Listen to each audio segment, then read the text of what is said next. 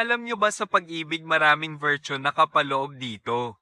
Tulad na lang ng kagalingan, kaalaman, pagpipigil, pagtitiis at kabanalan, mabuting kalooban sa kapatid at ang pag-ibig. Pag may mga ganito ka-virtue, kaya mong i-control ang sarili mo.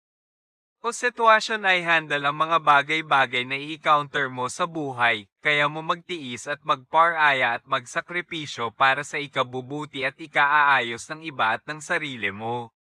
At gagawa ka ng may karunungan para sa pakinabangan ng iba at sa sarili mo, at kung may makaharap kang sitwasyon na ang alam mo ang magiging resulta ay hindi maganda, kaya mong magpigil.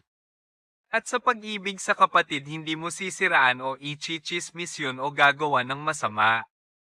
Dahil sa pagmamahal mo sa kapatid mo, kaya mong magbigay at handa ka tumulong hanggat kaya mo, at sa kabanalan gagawa ka ng mabuti, hindi para sa ikapupuri mo sa sarili.